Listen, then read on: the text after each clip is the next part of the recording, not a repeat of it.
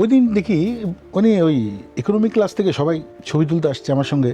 আমার পিছনে কিন্তু তারেক রহমান বসে, আমি সামনের সারিতে। তারেক রহমানের পাশে ছিলেন জাহাঙ্গীর। জাহাঙ্গীরের টিকিটটা ছিল, অপু ভাই ছিল অন্যদিকে, তার পিএস। তা অপু ভাই আমাকে বললেন যে রবি ভাই আপনার লোকটাকে একটু বলেন না, ওই যে জাহাঙ্গীর বাড়িতে কাউকে চিনে না ওরা, একটু পিছনে যেতে, কারণ আমি তারেক ভাই পাশে বসবো। আমি জাহাঙ্গীরকে বললাম, তুমি জাহাঙ্গীর ভাই একটু পিছনে গিয়ে বসেন আপনি, ও ভাই বসবে। বসলো। যখন আমরা ল্যান্ড করলো প্লেনটা, বললো যে না, আমি তখন চিন্তা করলাম যে আমি তারেক ভাইকে আগে যেতে দিব। তা আমি বললাম যে আপনি আগে যান। না, বললো যে না আপনি আগে যান। মানে এরকম 5 মিনিট আমাদের একটু দেরি হলো এরকম। উনি আমাকে উনি আগে যাবেনই না। তো ওনার সাথে এই যে সফরে গেলে কিন্তু মানুষ বোঝা যায়।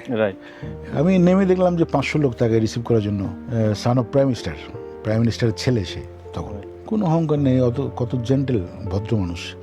তো সেই হিসেবে আমি মাঠে নেমেছি। আমি তাকে তো চিনি, দেখেছি। আর তার একটা টিম আছে, এই যে সুন্দর করে মন্ত্রিসভাটা সাজিয়েছেন, এটা আর কে সাজাতে পারতো, কোন দল আমাকে বলো তো? ওদের পূর্ব অভিজ্ঞতা আছে, 3-3 বার দেশ চালিয়েছেন, এরকম মন্ত্রীও আছেন এই মন্ত্রী পরিষদে, আছে না? ওনার কি প্ল্যানিং ছিল আমি জানি না, তবে আমি বলেছি উনি একটা সভ্য দেশে 17 বছর ছিলেন, সে দেশের সিস্টেমগুলো উনি দেখেছেন, ওইভাবেই দেশটাকে চালাবেন। ঠিকই চলছে।